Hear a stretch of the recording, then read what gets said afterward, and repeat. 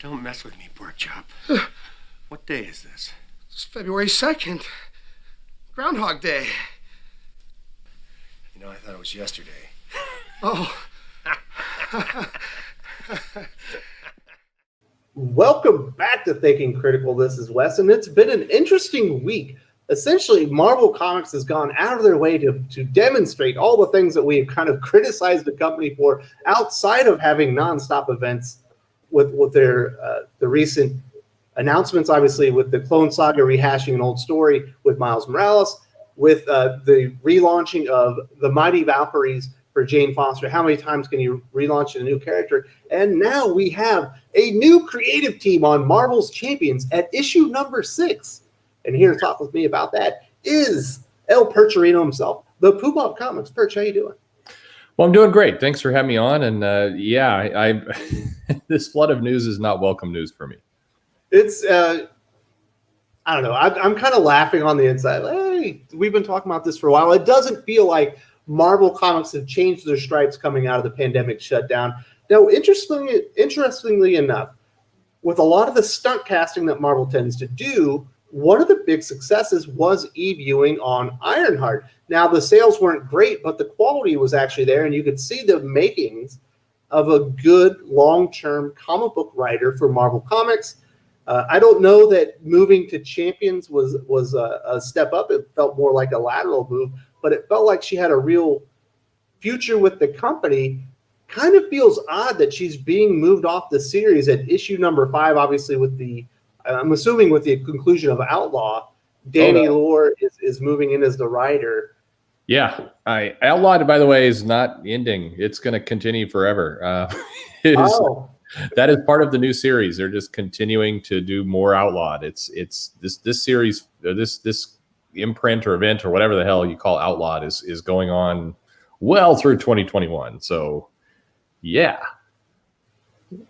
Yeah. That's ridiculous. What are you gonna? Yeah, no, Danny Lore's new book, they're talking about how he will be doing more with Outlawed, and the Sinister Face is keeping the Outlawed protocols active, and it's just like I who wanted this? Why?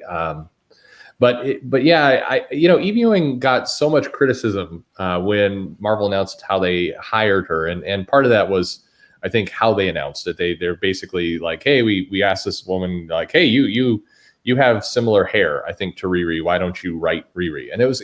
I think it was meant as a flippant comment. I have to believe, to keep my sanity, that was not actually how it was done, but who knows? But Ewing did prove that, other than unlike a lot of the other people you think of the Gabby Rivera's and Cena Grace's and other people that came in, and some of the other even Tanishi Coates that wrote books, Ewing seemed to get the characters quicker and deliver something that I think she did a much better Riri Williams than Bendis did, as an example.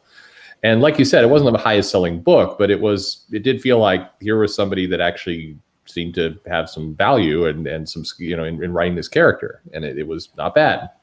So, of course, being Marvel, she's now moving on. I don't know what's going on with Ewing. If you look at kind of what she's announced, she's promoting a book that she has coming out. She's not really promoting anything with Marvel anymore.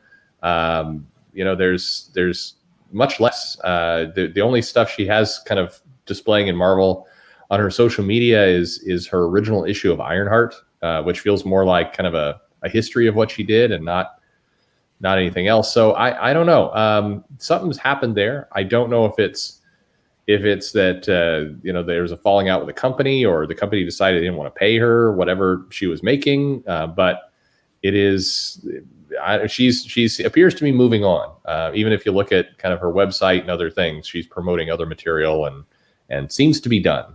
But there you go. It's such a Marvel thing to do that they go out and they try to basically cast the writers as the characters, and they finally find one writer that seems to have some versatility, can probably work long term, and she's like, never mind. Yeah. Don't move on. Very, very strange. I don't get it. But again, this could be very much a money thing. Danny Lore's gonna definitely not be as expensive as Ewing for the company. But yeah, I don't know. This is the same thing that's been plaguing Champions for quite some time. In the last one, didn't Jim Zub take over at like issue 8 or something? Like, Sure. when are they going to learn their lesson?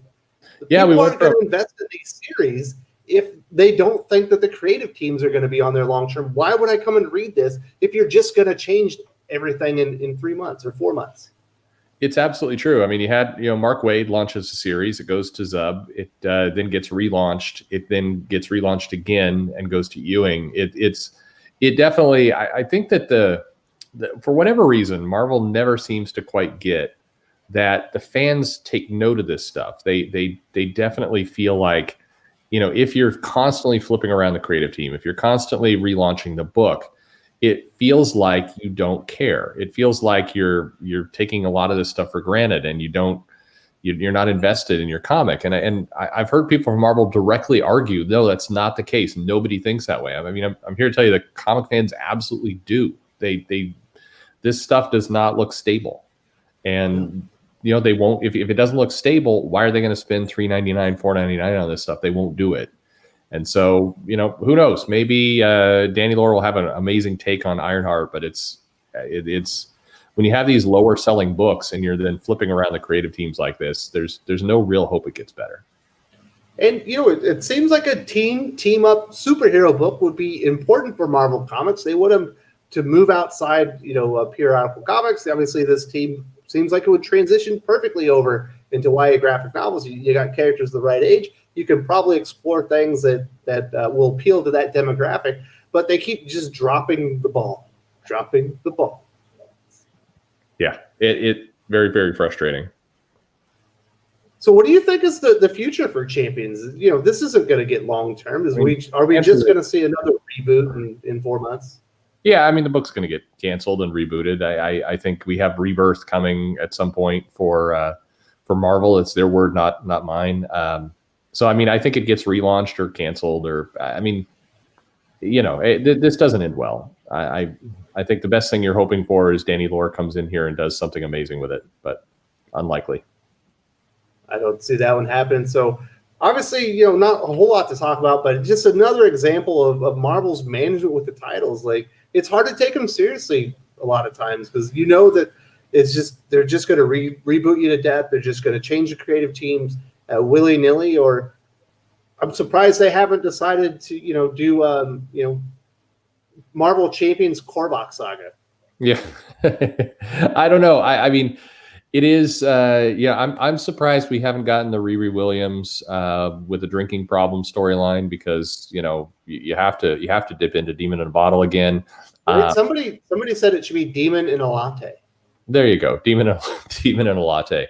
No, perfect. I mean, you mentioned about Jane Foster and Valkyrie. I mean, certainly Jane Foster as the new Punisher makes a lot of sense. So hopefully Marvel will do that. Guns for it.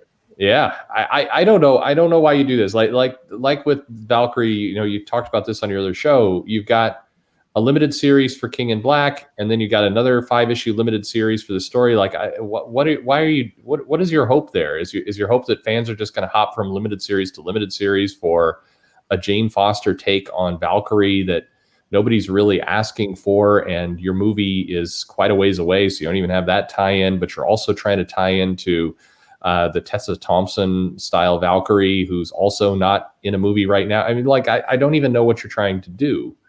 And so all these moves, it really does feel like, a lot of the worst parts of Marvel back in 2018 and 19 of launching and relaunching these comics that nobody's really asking for. It doesn't make good business sense. And who wants this? Nobody. We just saw with Black Cat. They literally stopped the series, relaunched it with the #1 with the exact same creative team, so they could throw a King in Black tie-in on it and pop a number, I guess.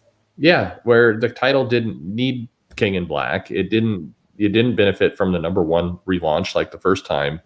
Why are you doing this? Like, what are you, the diminishing returns of these relaunches and these #1s is clear to anyone paying attention to the numbers, and it just seems to irritate fans. The crazy part is even the small group of people that you may have attracted to this book, you're irritating them. You're not pulling in new readers. Like nobody's winning in this scenario. And I just, it is a lot of this stuff. I'm surprised. Why would you go and read manga where you have a creative team that could be on there for 1,000 chapters, where you go on the Champions, and in the matter of 2 years, you might be on your 4th creative team. Absolutely. And your 3rd reboot. I don't get, again, we over and over sound like a broken record. There's plenty of proof that a creative team that lasts on a book for a long time, the same creative team, it does help stabilize sales and grow them. And it every time. And I don't get it. So I don't know. Ewing, maybe she pops up somewhere else. Maybe they can throw her on Captain America, or something. I'd take it. Sure, I'd take it at this point. I mean, hell, we need a new Captain America creative team. Then you're gonna be like, "But Wes, you said you didn't like reboots." Well, sometimes they're necessary. Yeah, I'm complicated. Sometimes you burn the house down and then you move to a new house. That does need to happen, like when it gets completely infested. But I don't know. It's a strange thing with the pandemic and the shutdown, the titles getting shuffled, and kind of this lesson that was learned a little bit with Empire of like, hey, maybe we've got too many things going on. Maybe let's not make a comic about Ms. Marvel's symbiotic suit as in its own limited series. Let's not do that. It feels like those lessons are long forgotten now, and we're just going to blast ahead with as much as we can do. That does seem to be the case, Perch. So thank you so much for joining me today. I really appreciate you talking about Marvel once again, proving our point. Get your stuff together. Do you have anything else you need to say before we sign out? No, I Jane Foster Punisher. That's it. If you enjoyed this video, please give it a like. I would appreciate it very much. It helps us attract more views for the channel. Subscribe for future commentary, comic book news, and reviews. And don't forget to ring the bell for notifications. If you want to talk comics, movies, and much, much more, you can follow me on Twitter at Wes_from_TC. With that, Salamat Po, and I'm out.